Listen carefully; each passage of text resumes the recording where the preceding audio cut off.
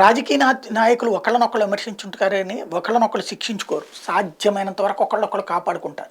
రాజకీయంగా ప్రయోజనం పొందడానికి చూస్తారు గానీ ఒకళ్ళనొకళ్ళు కాపాడుకుంటుంటారు. ఇప్పుడు మరి కేసీఆర్ సర్కార్‌ని కాంగ్రెస్ కాపాడుతుందా? శిక్షిస్తుందా? చూడాలి. ఎందుకంటే తాజాగా ఉత్తమ్ కుమార్ రెడ్డి ఇరిగేషన్‌కి సంబంధించినటువంటి దాని మీద సమీక్షలు చేస్తున్నారు కంటిన్యూగా. అందులో ఎస్పెషల్లీ ఈ ఎల్&టీ వాళ్ళతో అనుకుంటా మాట్లాడారు. ఏదైతే మేడిగడ్డకి సంబంధించి కట్టినటువంటి అంశాలు ఇవన్నీ కూడా.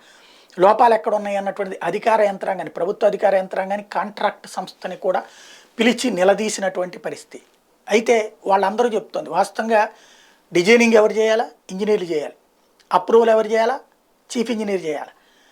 లైన్లోకి ఎవరు పెట్టాలా? ఇంజనీరింగ్ శాఖ చేపట్టాలా, ఇరిగేషన్ శాఖ చేపట్టాలి. కానీ మొత్తం ప్లాన్ అంతా కేసీఆరే ఇచ్చారు, కేసీఆర్ చెప్పినట్టు చేయడం తప్పించి మేమేం చేయలేదు అన్నటువంటిది సదరు నిర్మాణ సంస్థ చెప్తోంది. ఇప్పుడు మేడిగడ్డ కుంగింది, దీనికి బాధ్యత ఎవరిది? అది కూలితే ఎవరిది బాధ్యత? ఇది $1 మిలియన్ ప్రశ్న.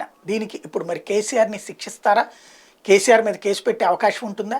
లేకపోతే ఇది రాజకీయంగా మాత్రం వాడుకుంటారా? చూడాల్సి ఉంది.